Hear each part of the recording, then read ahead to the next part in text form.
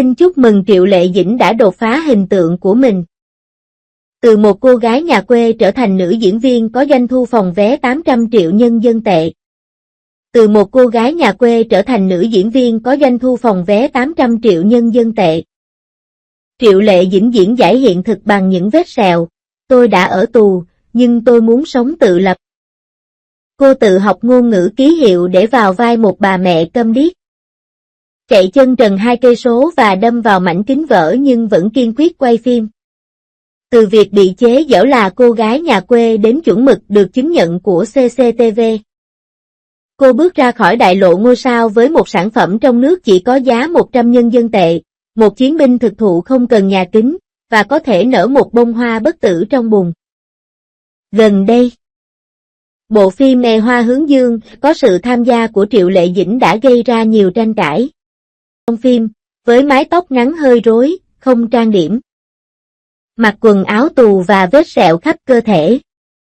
Trong phim này, Triệu Lệ Dĩnh vào vai một tù nhân được thả tên là Cao Nguyệt Tường. Để cứu đứa con gái bị điếc của mình, bà đã chấp nhận rủi ro và sau khi được thả ra khỏi tù, bà đã phải đối mặt với đủ loại định kiến trong xã hội. Vào ngày đầu tiên ra mắt, doanh thu phòng vé đã vượt mốc 30 triệu. Và chỉ sau 7 ngày đã đạt tới mốc 80 triệu. Khán giả vô cùng xúc động, nghề diễn xuất của Triệu Lệ Dĩnh lần này thật tuyệt vời. Về mặt chủ đề, đây là một nỗ lực mới của Giao. Sự thay đổi của Triệu Lệ Dĩnh không phải là một nhân cách được lên kế hoạch kỹ lưỡng, mà là một loạt những trận chiến khó khăn. Tuy nhiên, không chỉ bản thân các nhân vật mới gây sốc. Triệu Lệ Dĩnh 37 tuổi xuất hiện tại buổi ra và nụ cười mỉm nơi khóe mắt, nhưng cô không thể che giấu được sự bướng bỉnh cứng cỏi tận sâu trong xương tủy.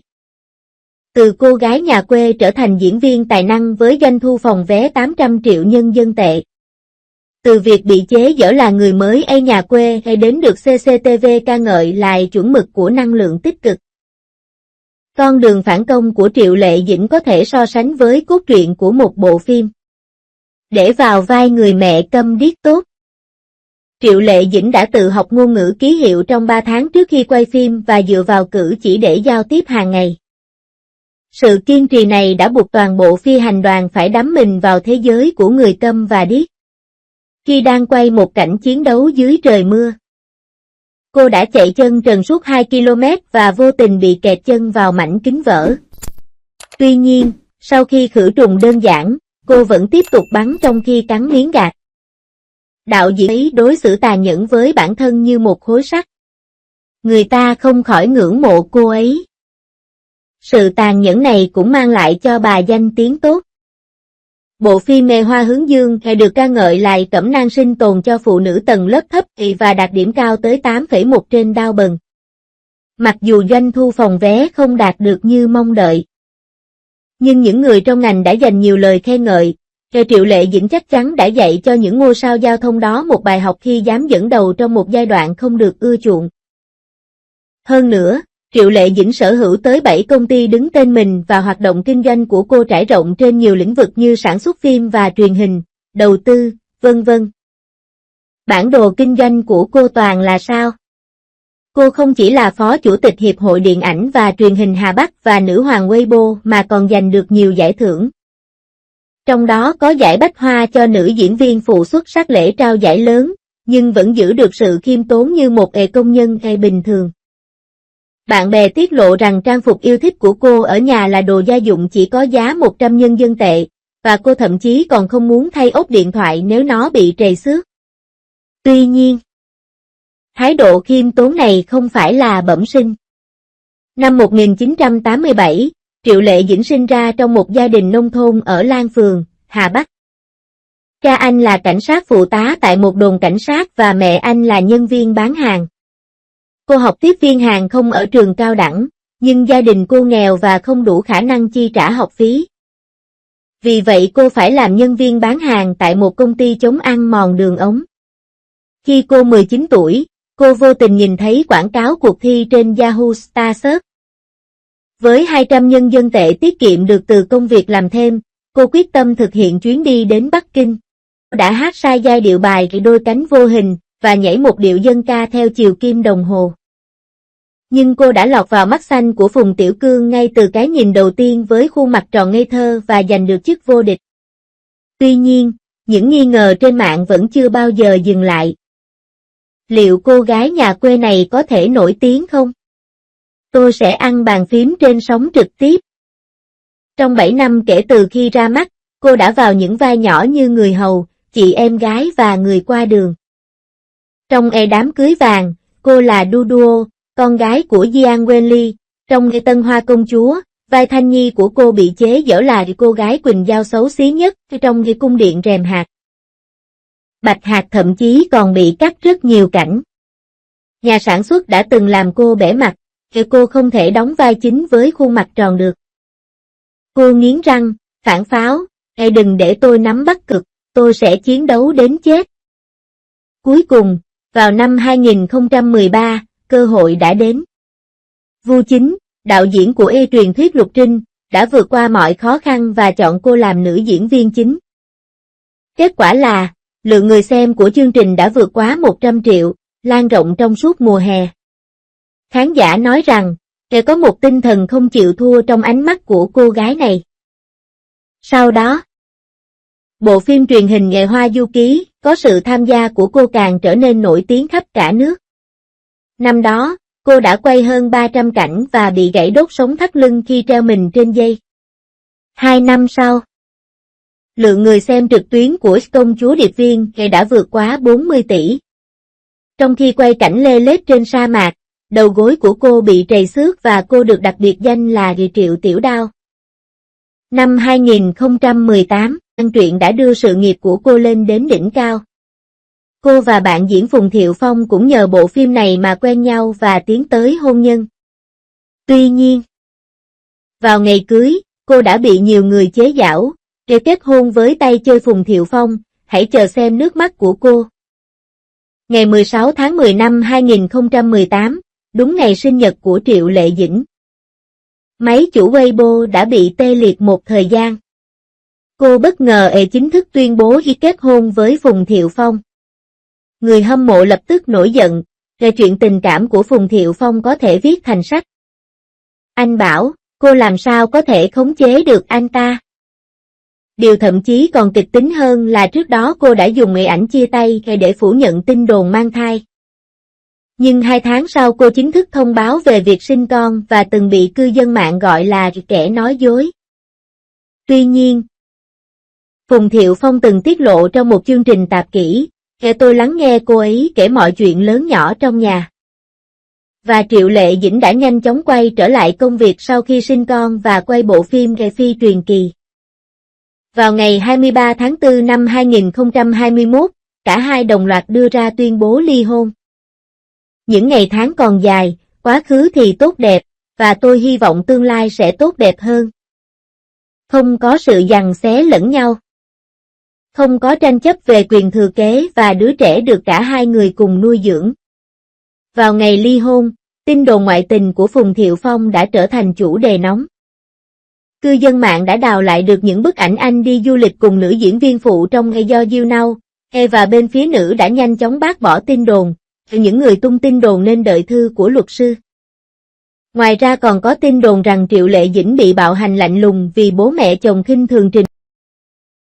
Phùng Thiệu Phong đã đưa ra tuyên bố của luật sư để phủ nhận điều đó. Triệu Lệ Dĩnh vẫn giữ im lặng trong suốt sự kiện, nhưng sau khi ly hôn, cô trông vô cùng mệt mỏi mỗi lần xuất hiện. Nhìn lại cuộc hôn nhân này, người ta không khỏi thở dài, giống như Thịnh Minh Lan do Triệu Lệ Dĩnh thủ vai trong Ngày biết rõ số phận, tỉnh táo, quyết đoán, kịp thời ngăn chặn tổn thất. Người hâm mộ cho biết, cô ấy chưa bao giờ là cô bé lọ lem đang chờ được giải cứu, mà là hiệp sĩ của chính cuộc đời mình. Khi mới ra mắt, cô đã bị giới thời trang chế giễu vì bước trên thảm đỏ trong một chiếc váy nhái. Tuy nhiên, vào năm 2025, khi cô xuất hiện trên trang bìa tạp chí Vogue với bộ trang phục nội địa có giá chỉ 100 nhân dân tệ, cư dân mạng đã khen ngợi cô. Cảm giác thư giãn này còn cao cấp hơn cả thời trang cao cấp. Nền giáo dục trung học kỹ thuật của bà đã từng được nhà. Khi quay phim Gió thổi giữa mùa hè, Bà đã đọc xong toàn bộ báo cáo phát triển 10 năm của ngành thép, để vào vai người mẹ câm điếc trong nghe điều 20, cô thậm chí đã đến một trường học đặc biệt và sống ở đó một tuần. Trên bục trao giải bách hoa, cô nghẹn ngào nói, cảm ơn mọi người đã chỉ trích tôi. Chính các bạn đã cho tôi biết rằng làm việc chăm chỉ thực sự có thể thay đổi vận mệnh của bạn. Trong khi nhiều nữ diễn viên hậu 85 khác vẫn còn chìm đắm trong vũng lầy của những bộ phim thần tượng cổ trang. Triệu Lệ Dĩnh đã thành công trong việc chuyển mình thành một nữ diễn viên có chủ đề hiện thực. Trong Ngày hạnh phúc muôn nhà, cô vào vai một cô con dâu nhà quê, trong Ngày gió thổi giữa mùa hè. Cô biến thành nữ hoàng thép, và trong Ra Úc Tao Ác The Sung, cô thậm chí còn thử thách vai diễn của một tù nhân được thả tự do. Với mỗi vai trò mới, mặc dù vẫn là người đó, nhưng bộ phim truyền hình lại khắc họa một nhân vật hoàn toàn khác. Đây là hiện tượng mà người ta thường gọi là khuôn mặt thích gây kịch tính. CCTV khen ngợi cô rất nhiều, cô ấy khiến giao thông có sức nặng. Trong Y Hoa Hướng Dương, có một cảnh quay gây chấn động toàn bộ Internet. Cao Nguyệt Tường hét lớn trong mưa, tôi đã vào tù, nhưng tôi muốn sống tự lập. Ngoài đời, Triệu Lệ Dĩnh cũng giống như mọi vai diễn mà cô từng đảm nhận, kiên cường và dũng cảm. Lục Chấn, Sở Kiều, Thịnh Minh Lan đều là cô, nhưng cũng không hoàn toàn là cô. Bởi vì đằng sau mỗi vai diễn đều ẩn chứa tấm lòng không bao giờ bỏ cuộc của Triệu Lệ Dĩnh. Thịnh Minh Lan, Hứa Bán Hạ. Bước chân của cô đã mở ra một nấc thang tới vinh quang ván chói trên ngực cô. Dù gió có thổi mạnh đến đâu, trái tim tôi vẫn như vậy. Tôi hướng về tương lai với một niềm tin không hề suy giảm. Giai điệu của bài hát Against the Wind, bài hát kết thúc của bộ phim Ra Úc Tao Ác The Sung, vang lên. Trong ảnh, Cao Nguyệt Tường và con gái đứng trước tiệm rửa xe, những giọt nước dưới ánh nắng mặt trời đẹp tuyệt vời như cầu vồng. Vào lúc này, vô số khán giả trong rạp đều rơi nước mắt. Cô ấy không phải là hình mẫu hoàn hảo trong mắt thế giới. Cô ấy có sẹo nhưng có sự kiên cường, giống như Triệu Lệ Dĩnh ngoài đời thực, người rất kiên cường. Một số người so sánh cô với một loại cỏ dại mọc dai dẳng trong các khe đá. Mặc dù cỏ dại cuối cùng sẽ bò, nhưng cô ấy sẽ đứng cao như một cái cây. Nhìn lại 19 năm trước, cô gái nông dân đã dũng cảm, bằng ý chí kiên cường, đã nhiều lần phá vỡ định kiến người mặt tròn không thể giữ chức vụ quan trọng. Làm sao có thể có vầng hào quang Mary Sue trên con đường phản công của cô ấy? Điều quan trọng là hãy coi mọi cơ hội nhỏ nhoi như là tất cả mọi thứ trong cuộc sống và dốc hết sức mình vào đó. Hiện nay, Triệu Lệ Dĩnh đã 37 tuổi và đang nổi bật trong ngành giải trí.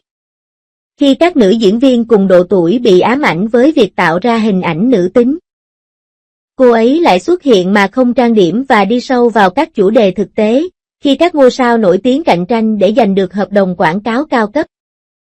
Cô ấy mặc những sản phẩm trong nước trị giá hàng trăm nhân dân tệ, đối mặt với cuộc sống bằng nụ cười và cầm một xiên thịt trên tay.